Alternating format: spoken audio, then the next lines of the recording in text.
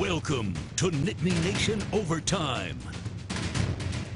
Hey, hi, hello. Welcome to Nittany Nation Overtime. I'm Peter Terpstra, joined by the Nitwits. We got Neil Rudell, Mark Brennan, and our special guest, Massimo Manca, former place kicker from the Nittany Lions. All right, Penn State survived week one, 45-38 in overtime to Appalachian State. What do you take from this win right off the top, Neil?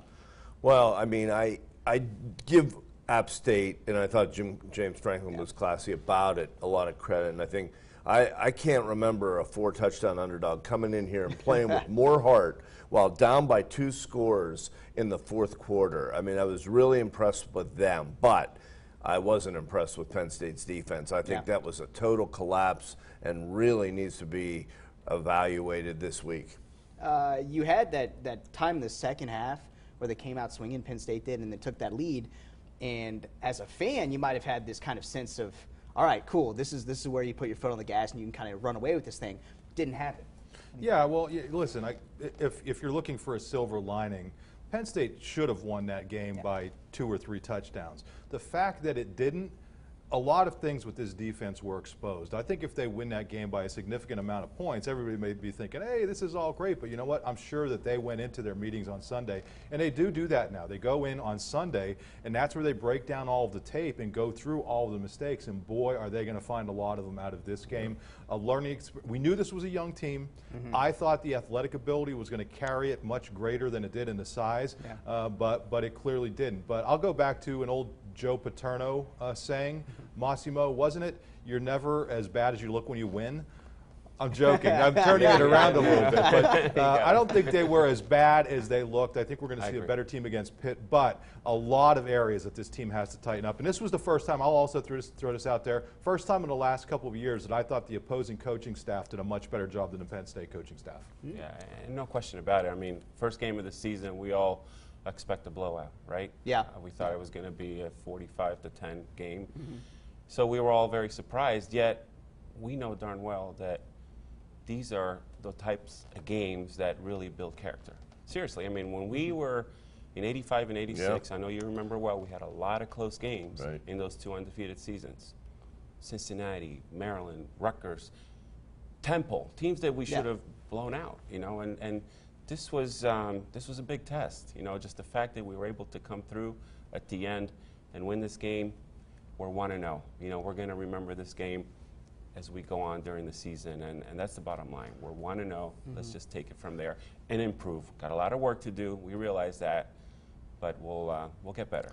Well, another Joe-ism is you make your most improvement from the first to the second game, so they got plenty of opportunities. But to me, I think offensively they're going to be okay. Yeah. I mean, with McSorley, and you saw what he did, and we'll get to some of that later. But defensively, it looks to me like, well, they still aren't real sure who they want to play. They played a lot of guys. Key positions, particularly linebacker. And I think that has to be something that is resolved fairly quickly. You saw Parsons in the first half, and then almost not at all later in the game. Well, to give credit where credit's due, that Zach Thomas was way better than I expected for a kid making his first start at quarterback in Beaver Stadium. So you have to give him all the credit in the world. I mean, that pass he made over Castro Fields was absolutely insane. But having said all of that, you know, James Franklin made a good point after the game, that it wasn't so much the passing game, it was that App State was able to stay on schedule and had second and medium and had third and short, and that allowed them to do stuff quickly with the passing game. So that's where they have to get better. They have to get better on first and second down, and I think that'll be one of the keys to the defense in general improving. Those young guys kind of had their first taste of it. When we go back to Saints, never as good, never as bad, we'll see. You know, we're going to see how this one kind of looks later in the year, and we'll get into that too. A trend developing, though, that I think is troubling when you roll back to, as Mike would say, when you roll back to last year, you know, Ohio State obviously came back and put 3 touchdowns on them in the fourth quarter. Nebraska put 3 touchdowns on them in the fourth quarter. So you're seeing something that, whether it's they're getting tired and, hey, you know, you didn't have Givens, you didn't have Shane Simmons, and you've had a bunch of defensive issues piling up here. I don't think they were tired. I don't think they were tired against Ohio State last year. I just think they're somehow getting out of whack, to use another. We're using all these Joe-isms, but it just because the defense had played so well, I thought, for the first half. Right. And things just, they weren't clicking, and that must be part of the growing process, because I think we saw Penn State learn from that last year after the Ohio State game. These young guys who are out there playing, they're going to have to learn from it. And again, that's one thing that I would say is a silver lining. You come out of this game having survived, knowing that you could perform in the clutch when you had to, and with a lot of things that they're going to be able to go, that they were able to go over on Sunday to say, hey, listen, this is what you need to do better on tape.